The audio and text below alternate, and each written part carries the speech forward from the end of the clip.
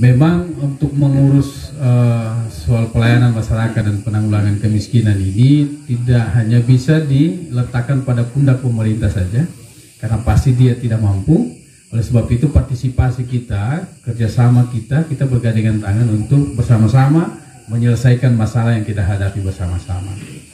Oleh sebab itu beberapa program-program yang kita lakukan, baik program pertanian, perikanan, peternakan, itu kita berharap sekali bahwa program itu betul-betul menyentuh langsung dan berdampak langsung terhadap penurunan angka kemiskinan. Kalau penurunan angka kemiskinan turun, berarti insya Allah petani dan masyarakat kita mulai meningkat ekonominya. Ditambah lagi dengan bencana alam yang kemarin 2 tahun yang lalu yang menimpa kita, betul-betul menguras energi dan pikiran kita untuk menyelesaikannya. Banyak saudara kita yang kemudian rumahnya hancur, kemudian pekerjaannya juga hilang. Banyak keluarga kita yang di pinggir pantai, kapalnya banyak ditelan oleh ombak lautan, kemudian mereka kehilangan pekerjaan. Begitu juga keluarga-keluarga kita yang tadinya punya toko, punya kios, dan punya pekerjaan-pekerjaan sampingan, itu kemudian hilang karena terkena gempa. Khususnya di 4 kecamatan yang paling terdampak, yaitu mulai dari Sirenja sampai di Banawa. Karena banyak sekali keluarga kita kehilangan harta bendanya. Itulah kemudian menjadi titik berat untuk 2 tahun terakhir ini untuk kita selesaikan. Alhamdulillah kita bersyukur sudah mulai pulih kembali. Ya, kita berharap 2 tahun ke depan ini, tahun 2022, 2023 sampai 2024, kita mulai menata kembali ekonomi. Belum lagi itu jalan, ada lagi COVID-19 yang kemudian mengungkung kita, tidak bisa kita keluar kemana-mana, sehingga juga perdagangan kita, hasil-hasil produksi kita tidak bisa kita jual, karena kapal-kapal pun dibatasi, mobil pun dibatasi masuk ke Sulawesi Tengah, bahkan ke Donggala. Nah itu kemudian juga mengerus, kemudian mengurangi kita punya ekonomi lagi, menurun lagi ekonomi kita. Tapi kita bersyukur juga mulai akhir tahun ini sudah kembali lagi mau pulih. Kita akan kembali lagi pada posisi bagaimana kita semestinya untuk beraktivitas, baik beraktivitas sebagai petani, nelayan, pedagang, pegawai, dan semua aktivitas yang ada ini. Bapak dan Ibu sekalian yang saya hormati, saya cintai, saya banggakan, kami sama kawan-kawan ini mencoba mendorong beberapa program. Salah satunya adalah program tanaman porang yang nanti mungkin akan secara teknis akan secara singkat nanti akan dijelaskan oleh ketua. Tapi prinsipnya bahwa program yang kita coba buat ini adalah program yang sudah dipikirkan secara matang untuk dikembangkan di tingkat petani-petani kita. Kalau saya bicara porang ini mungkin tidak asing bagi kita, buat saudara-saudara kita dari Bali, karena Bali Jawa itu adalah tempat berkembangnya tanaman ini. Cuma memang di 5 tahun terakhir ini, 10 tahun terakhir ini baru kemudian dia menjadi komoditi yang bisa diekspor ke luar negeri. Kalau saya bilang iles-iles atau suwek pasti Bapak dan Ibu tahu. Tapi dia mirip seperti itu, aja ada bedanya sedikit. Cuma memang kalau di sini tadi pengakuan kawan-kawan di sini sudah ada yang tanam, tapi masih sedikit.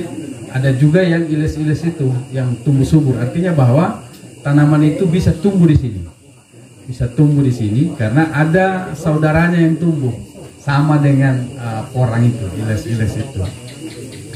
Kita di kebun pasti dapat, di jalan-jalan pasti kita dapat kalau kita sudah lihat. Nah, kenapa saya tertarik dengan tanaman ini? Yang pertama adalah tanaman ini tidak merepotkan. Tidak seperti kita menanam timun, kalau hujan harus disemprot lagi. Tidak harus memerlukan pupuk seperti padi. Dan banyak sekali kelebihannya. Dia tahan banting, dalam kondisi hujan panas pun dia hidup. Bahkan kita kemarin coba untuk menyimpan di atas lantai saja, lantai tehel, itu dia tumbuh. Nah, kemudian dia tidak punya hama babi tidak. Dia tidak dimakan babi, tidak dimakan sapi, kambing, bahkan monyet pun juga tidak bisa makan. Karena kalau monyet makan dia mati karena gatal. Karena tanaman ini memang harus diolah dulu baru menjadi produk. nilai ekonomisnya tinggi sekali. Nilai ekonomisnya tinggi sekali karena ini adalah 80% untuk pangan, untuk makanan. Tapi makanan hari ini belum kita makan. Di Indonesia ini yang makan baru mereka-mereka yang punya kelebihan karena harganya sangat mahal. 1 kilo bisa sampai 200.000 per kilonya. Tapi ini memang di Indonesia sudah ada yang mengkonsumsi ini, tapi orang-orang tertentu, orang-orang yang memiliki ekonomi yang tinggi. Tapi kita diminta untuk mengirim ke Cina, Jepang. Ekspornya ke Cina, Jepang, dan beberapa negara, kurang lebih 18 negara yang sudah meminta itu. Orang ini, mungkin ada kawan-kawan kita yang dari Jawa Timur, hari ini berkembang pesat di Jawa Timur. Di Jawa Timur itu banyak sekali, kurang lebih 15 perusahaan yang ada di Jawa Timur yang mengelola ini, mengelola tumbuhan ini, tanaman ini. Tanaman ini modelnya kayak umbi-umbian. Bapak dan Ibu sekalian, tanaman ini tumbuh di mana saja, bisa di tempat datar, bisa di tempat miring, tempat kering. Yang penting jangan tergenang air. Nah, saya kira nanti akan dijelaskan secara teknis oleh Pak Ketua, tapi saya dari sisi pemerintah memberikan dukungan dan support terhadap program ini karena saya membayangkan bahwa program ini bisa mendorong perekonomian masyarakat, bisa mendorong menambah, karena program tanaman ini semacam kita menyimpan uang di bank, deposito disimpan, tapi dia bukan disimpan di bank, dia disimpan di tanah dan tidak perlu dipikirkan. Kami pernah mencoba menanam di Desa Enu, mungkin kalau sempat ada yang tahu Desa Enu boleh singgah-singgah di sana. Di sana sudah ada tanaman itu cukup lumayan banyaknya. Itu kita tanam 3 bulan, setelah kita tanam kita tinggalkan 3 bulan. 3 bulan baru kita lihat, ternyata dia tumbuh bersama rumput. Dia tumbuh bersama rumput dan dia tidak mati. Nah, luar biasanya kita. Jadi dari sisi petani, bapak-bapak yang punya sawah masih bisa mengurus sawah setiap hari. Tanaman itu biarkan saja, nanti mungkin seminggu, 2 minggu atau sebulan sekali baru dilihat. Tapi prinsipnya dia akan menghasilkan untuk kepentingan untuk meningkatkan ekonomi kita. Nah, kami dari pemerintah mendorong, mensupport hari ini kawan-kawan petani, kurang lebih ada 35 hektar di Kabupaten Donggala yang berada di 5 kecamatan ya. Ini kami pemerintah mensupport, mendorong. Pertama, membantu dari sisi penyuluh. Kami sudah mengirimkan penyuluh ke desa-desa yang sudah menanam itu. Kemudian kami juga membantu mengambil sampel tanah, kemudian dibawa di lab supaya nanti ditahu kira-kira ini apanya yang kurang. Karena tanaman ini tidak boleh menggunakan pupuk kimia. Dia boleh menggunakan pupuk kandang saja, tai kambing atau tai sapi. Tapi disarankan oleh kawan-kawan di Madiun paling bagus pakai tai kambing, katanya lebih bagus dibanding dengan tai sapi yang difermentasi itu.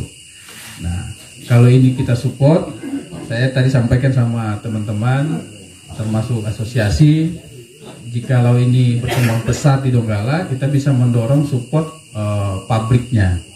Tapi hari ini kita tidak berpikir pabrik dulu bisa menanam, tapi kita menjualnya secara bentuk kering, dan teman-teman di Madiun, termasuk Bupati Madiun, siap membantu kita dalam proses pemasaran itu. Pasti nanti di akhir ada pertanyaan, jangan-jangan Pak tidak ada yang beli gitu. Sebelum ditanya saya jawab, kalau ada yang tanam tidak ada yang beli, saya yang beli. Sebagai bagian dari pemerintah yang hadir di tengah-tengah masyarakat untuk membantu meningkatkan perekonomian masyarakat, karena kami juga membantu